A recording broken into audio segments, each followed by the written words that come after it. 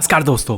आज हम बात करेंगे लमसम के बारे में कि आप लमसम अगर करना चाहते हैं तो कहाँ पे सबसे ज़्यादा अपॉर्चुनिटी जनरेट होगी। अब देखो होता क्या है कि जिस दिन मार्केट गिरता है उस दिन आपके पास अपॉर्चुनिटी होती है, तो उस दिन वीडियो नहीं होती। ठीक है कि हम कहाँ पे डालें कहाँ नहीं डालें। तो मैं आपके लिए ये प्रोसीजर बहुत आसान करने वाला हूँ। कैसे? वीडियो के अंदर चलते हैं, फ़ंड के नाम देखते हैं और इस वीडियो को ना बेशक आप कहीं पे इस वीडियो का लिंक अपने व्हाट्सएप पे शेयर कर लीजिए या फिर कहीं पे नोट पैड में शेयर कर लीजिए। जब भी आपको लगे कि मार्केट गिर रहा है और तो वहाँ पे इस वीडियो को ओपन कीजिएगा और एक बार कंप्लीट देख लीजिएगा। और मैं ऐसा क्यों बोल रहा हूँ वो वीडियो के अंदर चल के मैं आपको बताता हूँ। सबसे पहले अगर यहाँ पे अपॉर्चुनिटी आती है, देखो आपको क्या करना है। आपको जैसे ही मार्केट गिरा आपको ओपन करने हैं ये 4 fund: Nippon India large cap, ICICI prudential, DSP large cap या इन्वेस्को लार्ज कैप।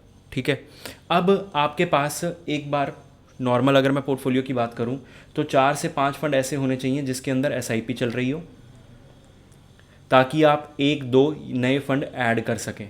या फिर 3 से 4 फंड ऐसे हों जिनके अंदर एसआईपी चल रही हो, या अगर आपके पास 5 से 6 फंड भी हैं जिनके अंदर एसआईपी चल रही है तो आपने 2 या 3 कॉमन फंड देखने हैं जो आपको यहाँ पे मिल जाएं। आपके पास कौन सा फंड है इनमें से? निप्पॉन लार्ज कैप है आपके पास, आईसीआईसी प्रूडेंशियल है, डीएसपी लार्ज है, इन्वेस्को है। तो अगर वो है तो उसको ओपन कीजिए, वहाँ पे देखिए क्या गिरावट आई है इसके एनएवी में। ठीक है, नॉर्मली हम एनएवी से कुछ नहीं देखते, लेकिन एक पर्टिकुलर फंड कितना गिरा है वो पता लग जाएगा। क्योंकि लास्ट टाइम जब मैंने आपको दिखाया था मार्केट गिरा था 19 मई को शायद मैंने वीडियो बनाया था, तो वहाँ पे मार्केट गिरा था तो लार्ज कैप गिरे थे, मिड कैप और स्मॉल कैप नहीं गिरे थे। इनके रिटर्न्स बहुत शानदार हैं लास्ट 5 ईयर्स में। लास्ट क्वार्टर में one of the best returns हैं। और यहाँ पे आपको अपॉर्चुनिटी मिलेगी ना, वो इन्वेस्को और निप्पॉन में ज़्यादा मिल सकती है। स्टिल अगर आपके पास इन दोनों में से कोई एसआईपी चल रही है तो आप इनमें भी बाई कर सकते हैं, या अपना लार्ज कैप देख सकते हैं कि आपके पास कौन सा लार्ज कैप है। और लार्ज कैप नहीं है तो पराग पारिक, एचडीएफसी फ्लेक्सी कैप, ये कहीं ना कहीं आपको अपॉर्चुनिटी दिख जाएगी। ठीक है, तो ये हो गया पहला लार्ज कैप का। अब आगे बढ़ने से पहले बहुत से लोग ये बोलते हैं कि सर हमारे पास इतना टाइम नहीं होता मार्केट को ट्रैक करने का, हम बहुत ही कंफ्यूज रहते हैं। तो सिंपल सा तरीका है, आपको स्क्रीन पे हमने नंबर दिया हुआ है, ये नंबर उन लोगों के लिए है जो अपना पोर्टफोलियो हमसे मैनेज करवाना चाहते हैं। ठीक है, यहाँ पे आपको बहुत ज़्यादा बेनिफिट्स मिलेंगे। आपका पोर्टफोलियो क्वार्टरली रिव्यू हो रहा है, लमसम अलर्ट मिल रहे हैं, टैक्स हार्वेस्टिंग हो रही है। तो अब चलते हैं वीडियो के अंदर, और यहाँ पे Motilal Oswal mid cap 40% return, बहुत ज़बरदस्त। इसको एक बार के लिए साइड रखते हैं।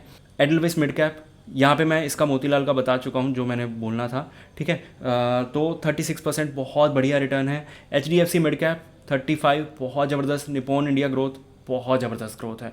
तो सबके अंदर ग्रोथ तो है। ठीक है, और यहाँ पे और लास्ट जो रिकवरी हमें नहीं दिख रही थी वो रिकवरी भी बहुत बढ़िया दिखने लगी है। अब मुझे इसके अंदर रिकवरी का थोड़ा डाउट लग रहा था, लेकिन रिकवरी इसने बहुत ज़बरदस्त करी है। टॉप 4 में अभी भी बना हुआ है। ओके, यहाँ पे सबसे ज़्यादा गिरेगा तो यही गिरेगा।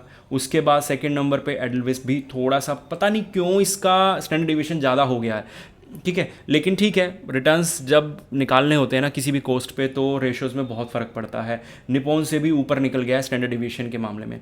तो अगर बहुत से लोगों के पास ये 2 फंड तो होंगे ही होंगे। तो जब भी आप मार्केट में देखें कि लगातार 2 दिन मार्केट गिर गया है, लगातार 2 दिन गिरा है, 1.5-2% का डिफरेंस आया है, इन फंड को खोल के देखिएगा। अगर मिड कैप में गिरावट होगी तो ये 3-3% तक गिरे होंगे, और शायद मोतीलाल ज़्यादा गिरा हो तो मोतीलाल में पैसा डाल सकते हैं। अब ना इन चीज़ों के अलावा बहुत चीज़ों का ध्यान रखना पड़ता है। मैं यहाँ पे तो बोल दिया कि ये चीज़ बाय कर लो, वो चीज़ बाय कर लो, लेकिन कुछ रूल्स रेगुलेशन आपको ध्यान रखने हैं ताकि आपका पोर्टफोलियो खिचड़ी ना बन जाए। ठीक है, तो उसके लिए अभी आगे मैं आपको बताऊँगा। अब ये और भी तो बढ़िया बढ़िया फंड बताने हैं ना, और भी अच्छी अच्छी कैटेगरी के। ठीक है, Nippon India multi cap, Mahindra menu life multi cap, और ये ना मैंने जानबूझ के डाला है, मैं डालता नहीं हूँ इसको, लेकिन मैंने आज जानबूझ के डाला है इसको, रीज़न बताऊँगा। ICICI prudential multi cap, Invesco multi cap. मेरे पास ना बहुत सारे लोग आए, सर ये फंड तो रिकवर नहीं कर रहा, आपने रिकमेंड किया था। ये मैंने बहुत ज़ोरों शोरों से रिकमेंड किया था। तो यहाँ पे लोगों ने कहा था कि सर रिकवरी नहीं है इसके अंदर। ये है रिकवरी लास्ट 3 मंथ्स में, इन्वेस्को के बराबर है, आईसीआईसी से बेटर है, और 1-2% है निप्पॉन इंडिया मल्टी कैप से पीछे। जो ये वाला फ्रेम है इसमें मैं मान सकता हूँ कि ये 1-2 क्वार्टर इसके उतने अच्छे नहीं रहे, लेकिन स्टिल लॉन्ग टर्म में बहुत कम फंड होते हैं जो 30% क्रॉस कर जाएं। One of the best fund है इस कैटेगरी में, और सेम निप्पॉन। और इसी वजह से ये बहुत कंसिस्टेंट है ना कि 1-2 क्वार्टर अगर ऐसे आते भी है ना तो ये चेंज कर देता है अपने आप को। लेकिन स्टिल अगर आप किसके बारे में डिटेल वीडियो देखना चाहते हैं तो मुझे कमेंट करके ज़रूर बताइएगा, मैं वीडियो बनाऊंगा इसके बारे में। और यहाँ पे ना एक चीज़ है, ये ना अब यहाँ पे लमसम के लिए बहुत अच्छा है क्योंकि इसका ना स्टैंडर्ड डिवीजन बहुत आई है, तो ये बहुत ज़्यादा गिरता है और रिकवरी दिखा जाता है। तो ये एक ऐसा फंड है जिसके अंदर आप SIP भी कर सकते हैं और लमसम भी कर सकते हैं, तो ये one of the best fund है। और अब फ्लेक्सी कैप, भाई साहब फ्लेक्सी कैप के बारे में तो कोई क्या ही बोले।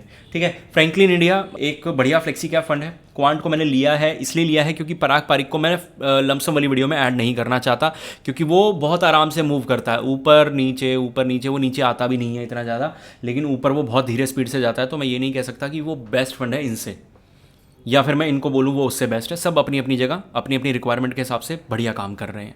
ठीक है, JM फ्लेक्सी की बात करूँ मैं, यहाँ पे इसमें भी रिकवरी की प्रॉब्लम थी जो अभी हमें देखने को मिली है। HDFC ने भी बहुत बहुत बढ़िया रिकवरी दिखाई है। सेम प्रॉब्लम JM फ्लेक्सी के अंदर थी, लेकिन हाँ JM फ्लेक्सी मैंने रिकमेंड नहीं किया था, मेरे क्लाइंट्स के बहुत रेयर पोर्टफोलियोज़ में होगा। स्टिल अगर है भी तो भी रिकवरी बढ़िया है, कुछ पैनिक करने की ज़रूरत नहीं है। Still one of the best fund है ये 3, और ये अगर 30% से पीछे रहा है तो बहुत हल्का सा रहा है। इसका नाम बहुत ज़्यादा नहीं है, पैसा इसके अंदर बहुत ज़्यादा है, बाकी इन दोनों से ज़्यादा है। इन दोनों का मिला दूंगा तब भी इसमें ज़्यादा है, JM और क्वांट में। तो ये है फ्रैंकलिन की सेल करने की पावर, फ्रैंकलिन की मार्केटिंग बहुत तगड़ी है। यहाँ पे HDFC तो नाम है यार, बैंक में बहुत ज़्यादा बिकता है, तो मतलब कोई बैंक में जाके म्यूचुअल फंड का नाम तो बोल दे तो फिर वो तो चिपका देते हैं सारे।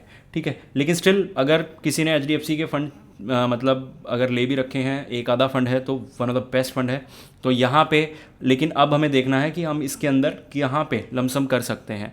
देखो लमसम अगर आपको करना है ना, तो मेरे हिसाब से ये 2 फंड बेटर हैं, JM फ्लेक्सी और फ्रैंकलिन इंडिया। आपके पास JM होगा तो JM पे आप फोकस कर सकते हैं। HDFC one of the best fund है जिसके अंदर आप SIP भी कर सकते हैं और इसके अंदर आप लमसम भी कर सकते हैं, तो ये one of the best fund है। होपफुली आप समझ गए होंगे। मिलते हैं अगली वीडियो में।